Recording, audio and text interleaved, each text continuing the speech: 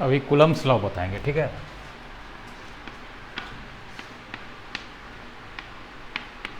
Coulomb's law,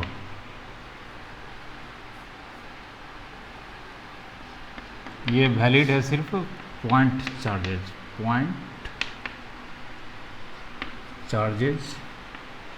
और किस में रहना चाहिए, रेस्ट में।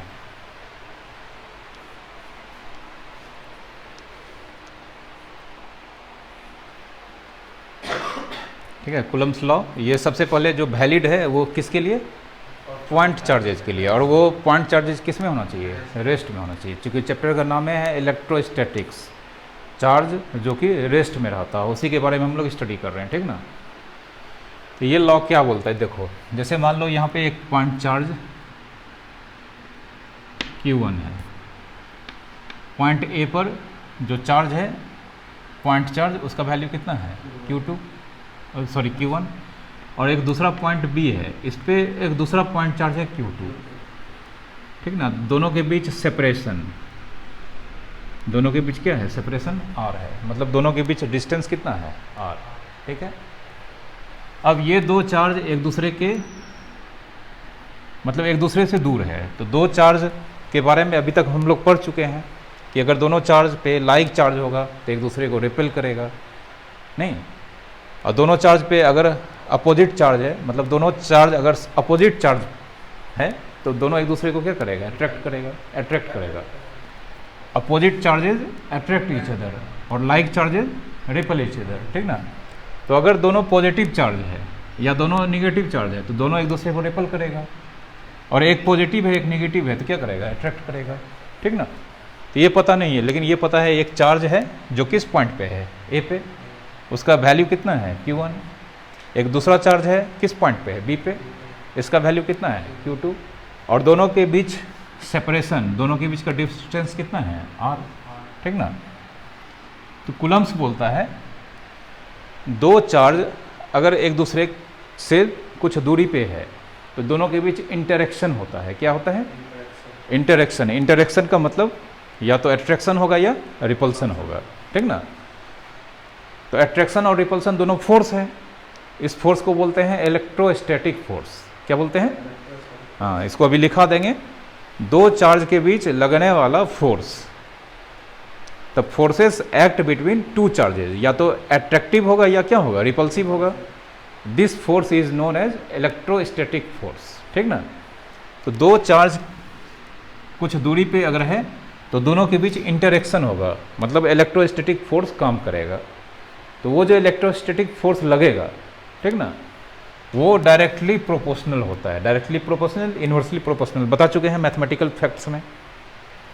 तो दोनों चार्ज के बीच लगने वाला इलेक्ट्रोस्टैटिक फोर्स डायरेक्टली प्रोपोर्शनल होता है दोनों चार्ज के मैग्नीट्यूड के प्रोडक्ट के, दोनों चार्ज के मैग्नीट्यूड के प्रोडक्ट, और इन्वर्सली प्रोपोर्शनल होता है दोनों चार्ज के बीच जो सेपरेशन होता है उसके स्क्वायर के, समझे, ठीक है।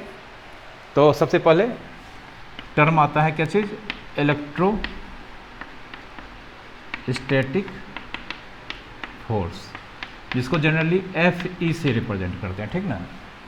इलेक्ट्रोस्टैटिक फोर्स ये क्या होता है, force of interaction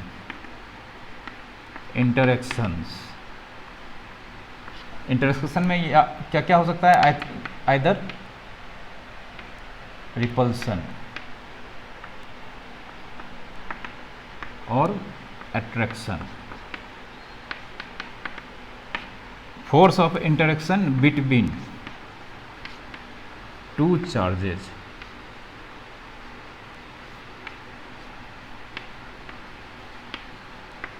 is called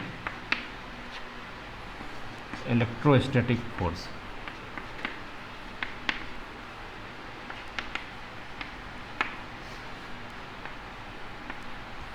ठीक है, फोर्स ऑफ इंटरेक्शंस या तो रिपल्सन का फोर्स होगा या अट्रैक्शन का फोर्स होगा, और ये दो चार्ज के बीच हमेशा काम करेगा।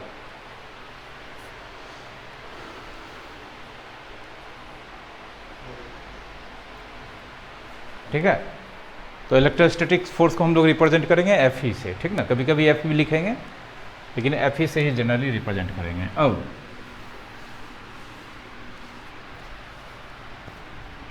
यहाँ पे to charges Q1 and Q2, ठीक है। दोनों पॉजिटिव हो सकता है, दोनों निगेटिव हो सकता है, या एक पॉजिटिव एक निगेटिव हो सकता है, ठीक ना। और सेपरेशन बिटवीन देयर सेंटर्स, दोनों का सेंटर, दोनों चार्ज का कुछ शेप होगा ना, पॉइंट चार्ज है तो उसका सेंटर्स के बीच का दूरी कितना है, यहाँ पे r है, ठीक ना। कोई दिक्कत? तो according to Ohm's law, sorry Ohm's बोलते हैं, कूलम्स लॉ, कूलम्स लॉ पहला बात क्या बोलता है, एफ ई मतलब electrostatic force act between two charges directly proportional to the magnitude of their product of charges. देख लो यहाँ पे तब समझना, electrostatic force is directly proportional to the magnitude मतलब mod of the product of the two charges. Q1 positive हो सकता है तो इसका मॉड लिए हैं, Q2 निगेटिव हो सकता है तो इसका मॉड लिए हैं, दोनों का प्रोडक्ट, ठीक ना। और दूसरा एफ ई इनवर्सली प्रोपोर्शनल मतलब 1/, दोनों के बीच का डिस्टेंस कितना है r, inversely proportional to the square of the separation between them. तो स्क्वायर सबसे पहले उसके बीच का सेपरेशन कितना है r, इसका स्क्वायर, ठीक है।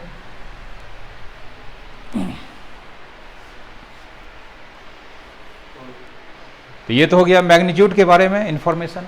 अब फोर्स है तो डायरेक्शन होगा। तीसरा बात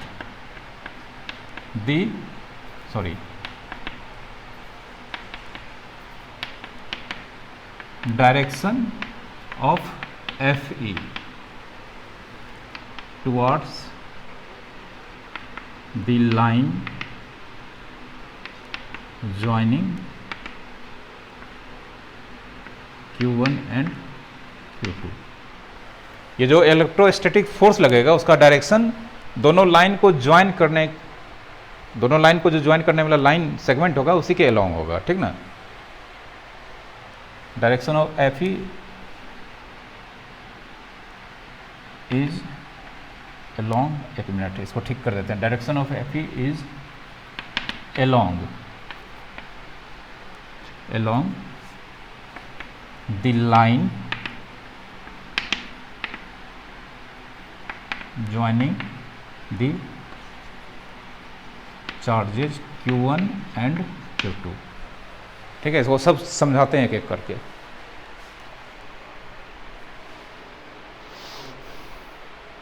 ठीक है, तो तीन चीज आ जाता है, एक फोर्स का मैग्नीट्यूड किस पे डिपेंड करता है, उसका डायरेक्शन किधर होगा, ठीक है।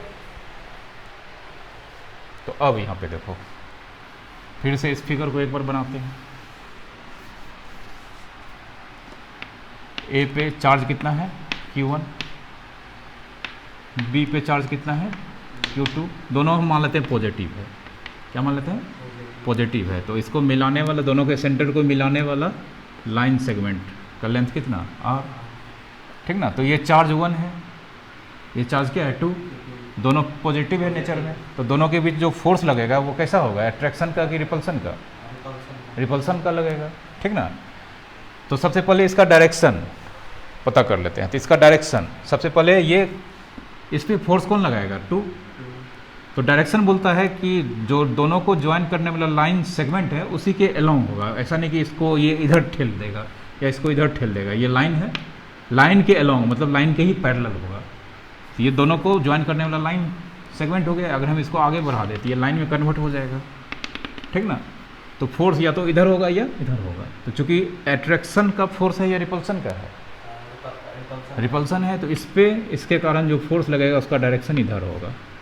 और इसको रिप्रेजेंट करेंगे F किस पे लग रहा है 1 पे, किसके कारण 2 के कारण। तो इसका नाम हो जाएगा F12।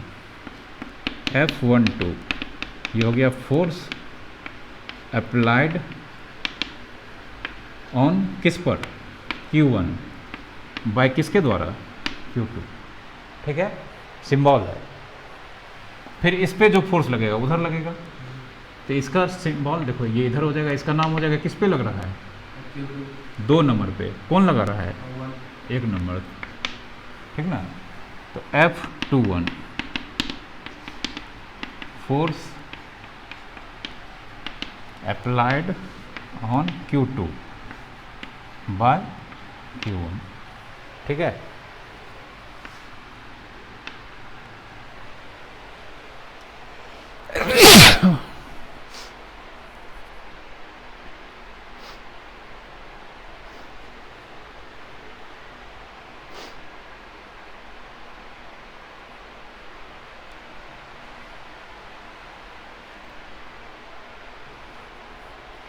और दोनों नेगेटिव होगा तब भी इसी डायरेक्शन में होगा, और पॉजिटिव होगा तो एकदम अपोजिट हो जाएगा।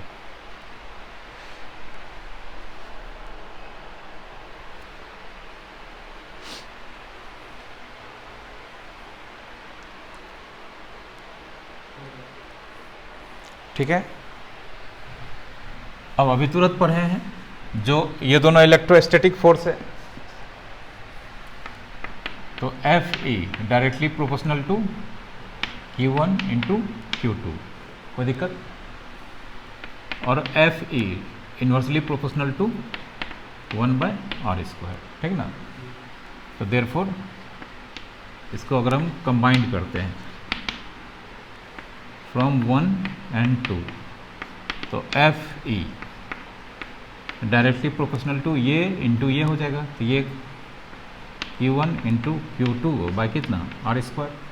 ये सिंबल हटाएंगे, पढ़ा चुके हैं मैथमेटिक्स में, टूल्स में क्या लगाते हैं, कांस्टेंट, ठीक ना।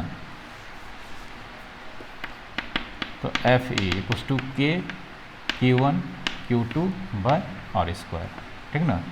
हियर एक चीज़ बता देते हैं, यहाँ पे Q1 मतलब Q1 का मॉड को रिप्रेजेंट कर रहा है, Q2 को मॉड को, मतलब हम इसमें साइन कंसीडर नहीं करना है, ठीक ना, हमेशा पॉजिटिव लेना है, ठीक है। मतलब ये यहाँ पे मॉड का ही वैल्यू मान रहे हैं, ठीक ना, ऐसा नहीं कि नेगेटिव चार्ज है तो यहाँ माइनस लगा के लेंगे, पॉजिटिव ही लेना है दोनों, चूँकि शुरू में बताती हैं ये मॉड को रिप्रेजेंट करता है।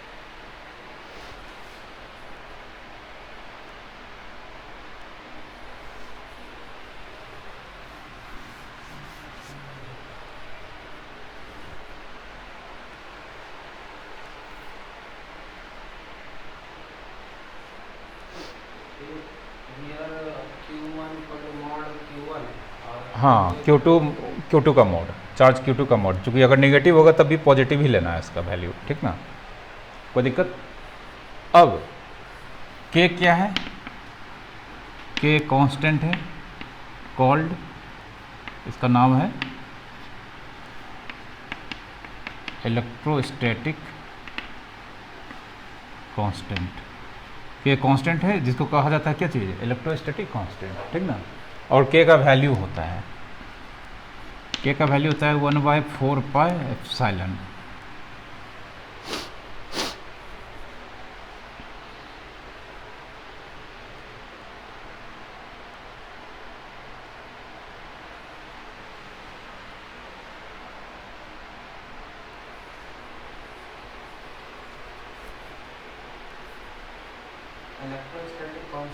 हाँ नहीं, कॉल्ड इलेक्ट्रोस्टैटिक कांस्टेंट। K को कांस्टेंट तो है ही, उसका स्पेशल नाम है इलेक्ट्रोस्टैटिक कांस्टेंट और एप्सिलॉन, ठीक ना। ये एप्सिलॉन, इसको बोलते हैं कॉल्ड परमिटिविटी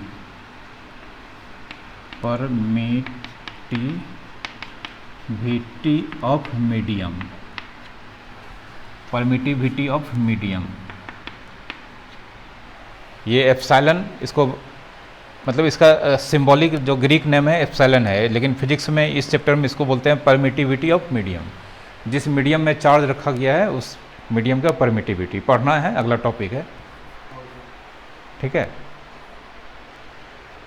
और एक चीज़ और है, ये लिख लो, के डिपेंड्स अपॉन मीडियम, के डिपेंड्स अपॉन मीडियम, ठीक ना। के का वैल्यू मीडियम पे डिपेंड करता है। अगर एयर में रखें दोनों चार्ज को तो के का वैल्यू अलग होगा, अगर वाटर में डाल देंगे तो अलग होगा, ग्लास के अंदर डाल देंगे तो अलग होगा, ठीक ना। के का वैल्यू डिपेंड करता है किस पे, मीडियम पे, ठीक ना, कोई दिक्कत। तो अभी हम लोग इसको पढ़ेंगे एयर के लिए, किसके लिए, जो मीडियम होगा। अभी हम लोग किस में है, एयर में है, एयर या वैक्यूम बोल सकते हैं, वैक्यूम में लगभग नहीं के बराबर एयर होता है, ठीक ना।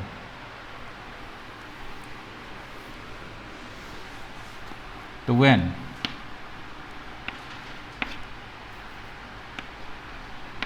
जब मीडियम क्या हो जाए, एयर या वैक्यूम, मीडियम एयर, एयर को लगभग रखा जाता है किसके कॉरस्पॉन्डिंग, वैक्यूम। तो एप्सिलॉन को रिप्रेजेंट किया जाता है ई नॉट से, इसको पढ़ते हैं एप्सिलॉन नॉट, एप्सिलॉन नॉट। ई यहाँ जीरो आ गया ना तो इसको एप्सिलॉन नॉट पढ़ते हैं, ठीक ना। और ये कहलाता है परमिटिविटी ऑफ फ्री स्पेस या एयर। एप्सिलॉन नॉट को बोलते हैं परमिटिविटी ऑफ फ्री स्पेस या एयर, हाँ। और इसका वैल्यू होता है 8.85 into 10 to power 12, 8.85 into 10 to power 12। और इसका यूनिट हो जाएगा, बता देते हैं क्या होगा, न्यूटन, बता देते हैं, नहीं न्यूटन नहीं, इसका यूनिट हो जाएगा, एप्सिलॉन नॉट इधर जाएगा, ठीक है, पर न्यूटन पर मीटर स्क्वायर कूलम स्क्वायर, लिखो।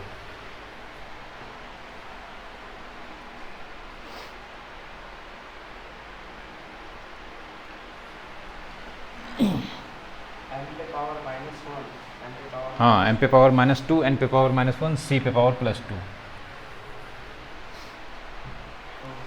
ठीक है। इसका ये वैल्यू याद रखना है एप्सिलॉन नॉट का, 8.85 इंटू 10 टू पावर 12, ठीक है, याद रखना होगा। पर न्यूटन पर मीटर स्क्वायर कूलम स्क्वायर, पर नीचे चला जाएगा ना, पर हो गया, ये भी पर हो गया, पर मीटर स्क्वायर और कूलम स्क्वायर, इसको पर नहीं बोलना है, ठीक ना, माइनस रहेगा तो पर, ठीक है, कोई दिक्कत। अब अभी हम मीडियम क्या रख रहे हैं, एयर, तो एयर मीडियम रखेंगे तो के का वैल्यू देखो क्या हो जाएगा, देन के इक्वल्स टू हो जाएगा 1/4 पाई एप्सिलॉन नॉट, के का वैल्यू 1/4 पाई एप्सिलॉन नॉट। और इसका एग्जैक्ट वैल्यू होता है 9 into 10 to power 9, 9 into 10 to power 9, ठीक ना। और ये हो जाएगा कितना, ये 9 into 10 to power 9 newton metre square per coulomb square, इसका unit newton metre square per coulomb square. ये याद रखना है, ये पूरा 12 तक ये कांस्टेंट यूज होता रहेगा। ये बिना एयर और वैक्यूम के, नहीं, ये एयर का ही है, एप्सिलॉन नॉट लगा है ना, एप्सिलॉन नॉट लगा है, मतलब ये जो के का वैल्यू निकालने जा रहे हैं, ये किसके लिए निकालने जा रहे हैं, एयर या वैक्यूम के लिए, ठीक ना, परमिटिविटी ऑफ फ्री स्पेस, ठीक है। तब के का वैल्यू ये लेंगे, कोई दूसरा मीडियम होगा तब वहाँ पे के का वैल्यू दिया रहेगा, नहीं तो निकालना होगा, समझे, कोई दिक्कत। ये फार्मूला, ठीक है। अब क्या ये दोनों फोर्स मैग्नीट्यूड में इक्वल होगा, F12 F21, देख लेते हैं। रिपल्सन का है तो मैग्नीट्यूड का डायरेक्शन ना अपोजिट होगा, मैग्नीट्यूड में क्या इक्वल होगा, देख लेते हैं। देयरफॉर यहाँ पे F12 एरो हटा दिया है, मतलब सिर्फ मैग्नीट्यूड को कंसीडर कर रहे हैं। तो दोनों चार्ज मैग्नीट्यूड कितना, सबसे पहले के Q1 Q2 बाय दोनों के बीच का डिस्टेंस कितना r², ठीक है। और इसका डायरेक्शन दिख रहा है किधर है, लेफ्ट, लेफ्ट लग रहा है। फिर F21 ये भी तो इलेक्ट्रोस्टैटिक फोर्स है, इसके कारण उस पर लग रहा है। तो इलेक्ट्रोस्टैटिक फोर्स का फार्मूला यहाँ पे Fe के Q1 Q2 by r², magnitude नहीं तो के तो रहेगा ही, दोनों चार्ज का मैग्नीट्यूड का प्रोडक्ट Q1 Q2 बाय दोनों के बीच का डिस्टेंस कितना, और ये किधर एक्ट कर रहा है, राइट। तो डायरेक्शन छोड़ दें तो क्या ये दोनों सही है, सॉरी ये दोनों इक्वल है। तो therefore F12 equals to F21, ये देखो वेक्टर नहीं है, एरो नहीं लगाए, तो F12 equals to F21 equals to F1, लेकिन अगर वेक्टर लगा देंगे तो क्या हो जाएगा, F12 इक्वल्स टू F21, तब लिख सकते हैं नहीं माइनस लगाना होगा क्योंकि दोनों का डायरेक्शन अपोजिट है, तो एक में छोड़ देंगे दूसरे में माइनस लगा देंगे, और ऐसे ये मतलब दोनों चार्ज एक दूसरे पे इक्वल फोर्स लगाता है, ठीक ना, डायरेक्शन हमेशा अपोजिट होगा।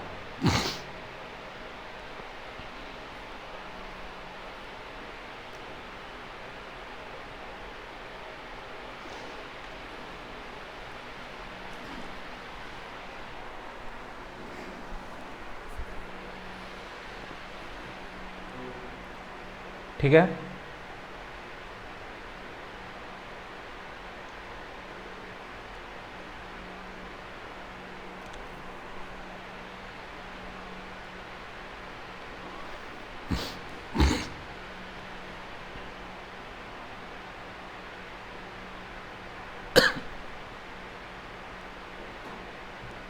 समझ गए।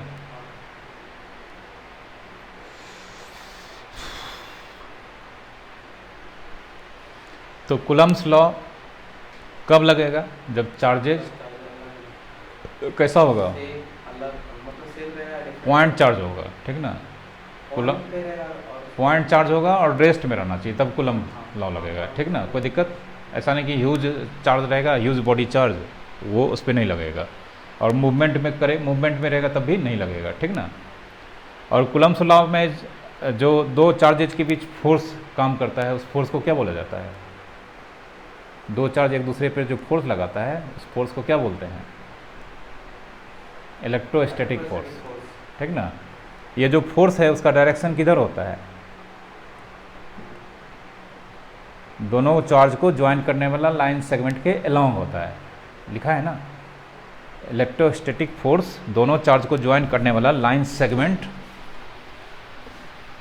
ऐसा नहीं कि ये यहाँ पे ऐसे ऐसे लगा देगा, ऐसे नहीं लगाएगा, सब लिखा है, ऐसे लगाएगा ऐसे नहीं लगाएगा, दोनों में दोनों को ज्वाइन करने वाला लाइन सेगमेंट के, हाँ सब लिखा है, छोटा छोटा बात है, ठीक ना, बाद में न्यूमेरिकल बनाने में काम आएगा। ऐसे नहीं कि यहाँ से एरो दे दिया ऐसे इधर लगा रहा है, ये इधर नहीं होगा, लाइन ज्वाइन करेगा उसी लाइन के अलोंग होगा, ठीक ना, या तो इधर रिपल करेगा या अट्रैक्ट करेगा, कोई दिक्कत।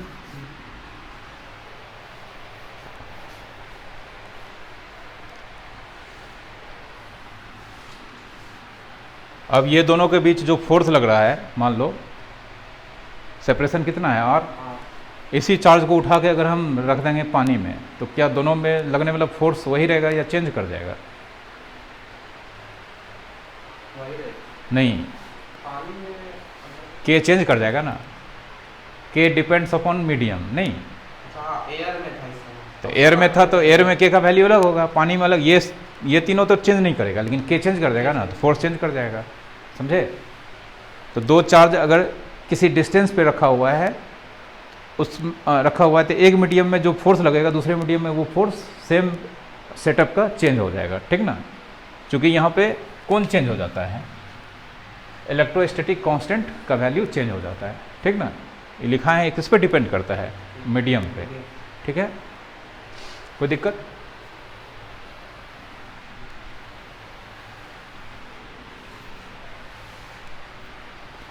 अब देखो Fe ये हो गया इलेक्ट्रो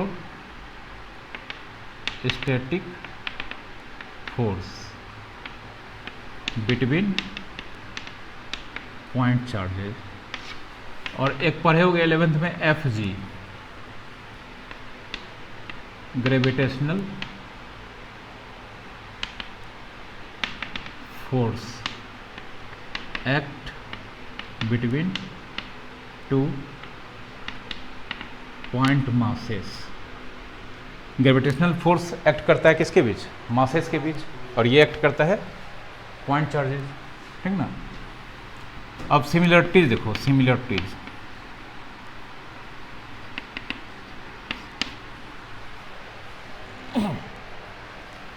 एफ ई क्या होता है? के Q1 Q2 bye are square होता है ना। और एफ जी क्या होता है बोलो? एफ जी होता है G M1 M2 bye are square. दोनों मिलता जुलता लग रहा है नहीं? यहाँ पे दोनों चार्ज है, यहाँ पे दोनों मास है, यहाँ भी आर स्क्वायर है, यहाँ भी आर स्क्वायर है, यहाँ पे कांस्टेंट है, यहाँ भी, ठीक ना।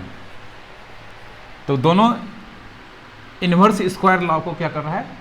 फॉलो करता है। यही ना हो गया inverse square law, both follow किसको? Inverse square law. क्यों? क्योंकि बोलता है एफ ही रहे चाहे एफ जी रहे, एफ ही रहे चाहे एफ जी रहे, ये इन्वर्सली प्रोपोर्शनल होता है किसके? 1 बाय आर स्क्वायर होता है ना। देखो एफ ही इन्वर्सली प्रोपोर्शनल टू किसके? R square. F G inversely proportional to, तो दोनों फॉलो करता है किसको? इन्वर्स स्क्वायर लॉ को, ठीक ना। कोई दिक्कत? ये दोनों में सिमिलरिटीज है, समझे। फार्मूला भी सिमिलर लग रहा है, लेकिन डिफरेंस कहाँ है बोलो?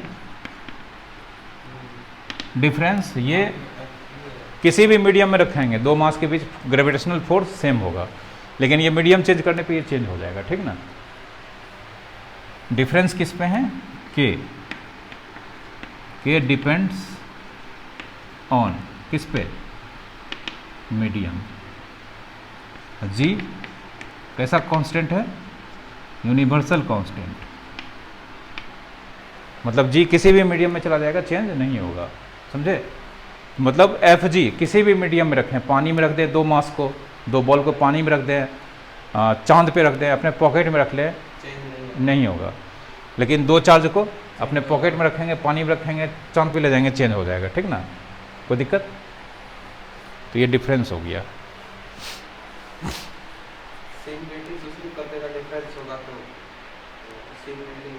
हाँ, सिमिलरिटी फार्मूला देखने में एक जैसा लग रहा है, लेकिन एक चीज़ दोनों में सिमिलर है कि दोनों इन्वर्स स्क्वायर लॉ को फॉलो कर रहा है।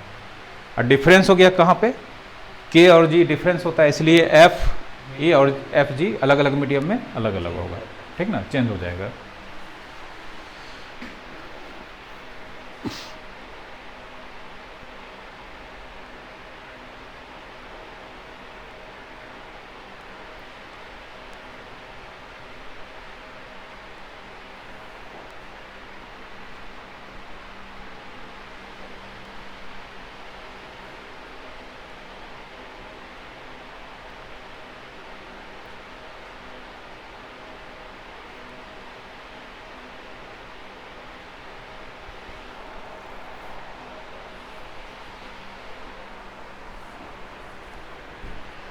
स्क्वायर और angle, inverse square law, LAW, inverse square law.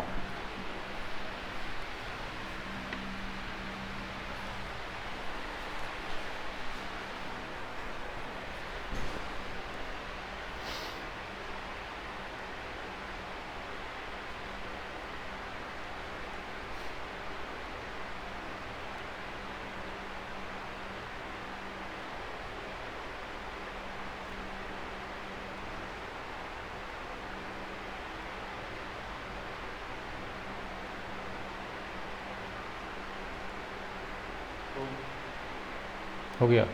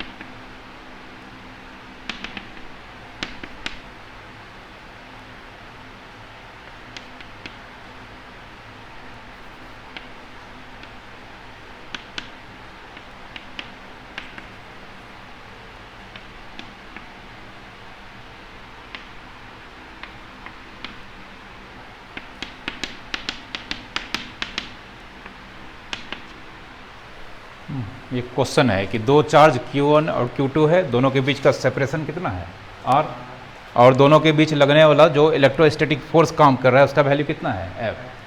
तो बोलता है ये F किस तरह से चेंज कर जाएगा जब दोनों के बीच का सेपरेशन कितना कर देते हैं 4R। दूसरा केस में यही F किस तरह से चेंज कर जाएगा जब दोनों के बीच का सेपरेशन हम कर देते हैं कितना R/4। ठीक है, पता करना है। एकदम छोटा सा न्यूमेरिकल 1 नंबर का आता है एग्जाम में।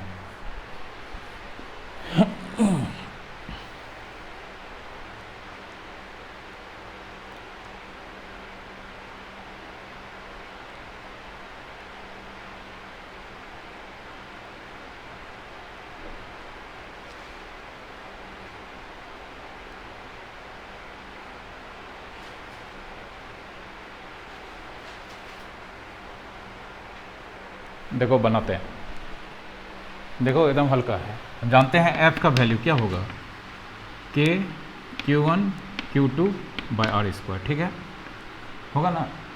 पहला केस में व्हेन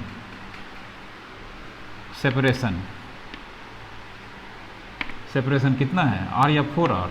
4R फोर्स का नाम हम मान लेते हैं तुम्हारा F'। कितना F', चूँकि जब दोनों के बीच का सेपरेशन R था तो फोर्स का नाम F था।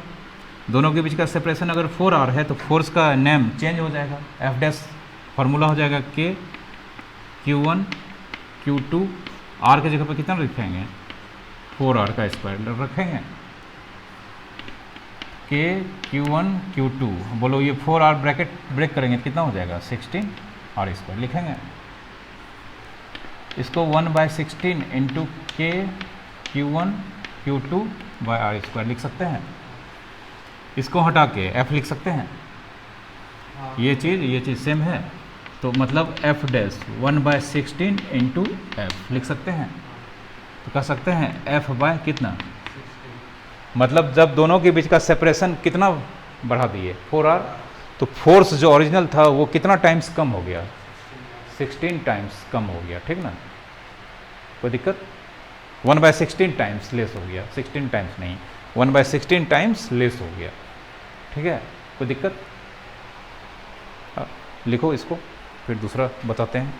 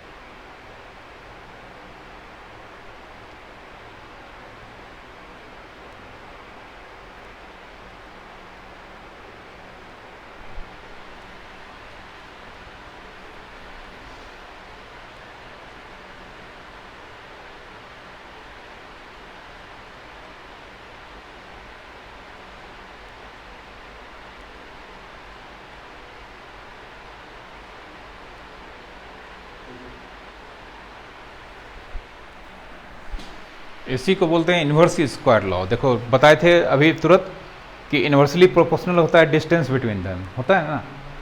Inversely proportional to square of the distance between them होता है। मतलब डिस्टेंस बढ़ाएंगे तो फोर्स क्या होगा, घटेगा। लेकिन किस तरह से, स्क्वायर होके घटेगा। जैसे फोर्स बढ़ा दिए, पहले था कितना बोलो R, अब कितना कर दिए 4R, तो फोर्स कम हो जाएगा। कितना गुना, 1/4 गुना नहीं, 1/4 का स्क्वायर गुना कितना 1/16 गुना। कोई दिक्कत?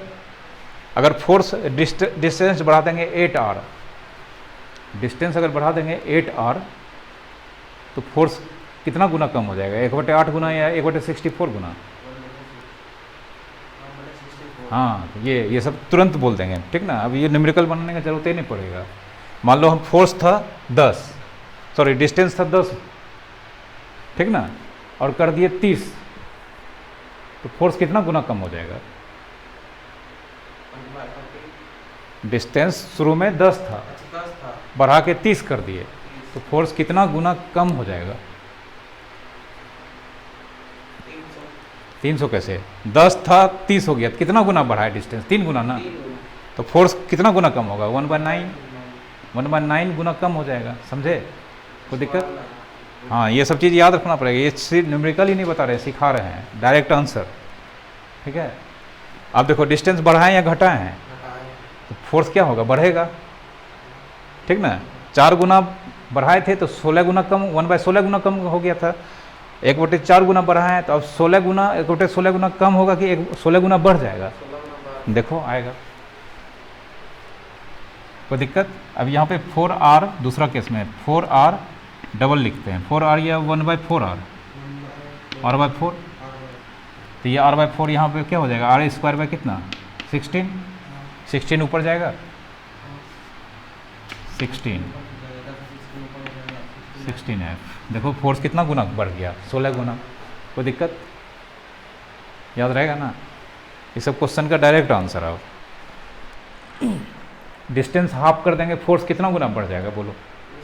डिस्टेंस हाफ कर देंगे, फोर्स कितना गुना बढ़ जाएगा?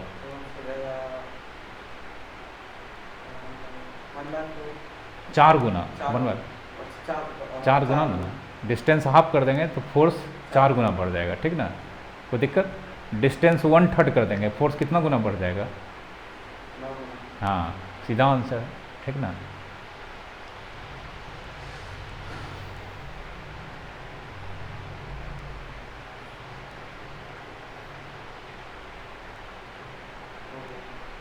ये सब चीज़ एकदम पढ़ो, डायरेक्ट इससे कंक्लूजन निकालो कि सर ये न्यूमेरिकल बता रहे हैं तो क्यों बता रहे हैं, कुछ चीज़ का डायरेक्ट आंसर हो जाएगा, ठीक ना।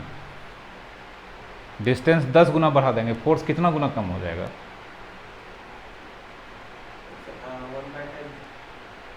डिस्टेंस 10 गुना फोर्स कितना गुना कम हो जाएगा? कितना टाइम्स कम हो जाएगा, रिड्यूस्ड हो जाएगा? स्क्वायर लॉ 1/100 टाइम्स ना रे। 4r टाइम्स बढ़ाए तो 1/16 गुना कम हो गया। अगर 10r हो जाएगा 1/100 टाइम्स लेस हो जाएगा, ठीक ना। 100 गुना कम नहीं हो जाएगा, 100 से गुना कर देंगे तो बढ़ जाएगा 1/100 गुना। हाँ, ठीक ना।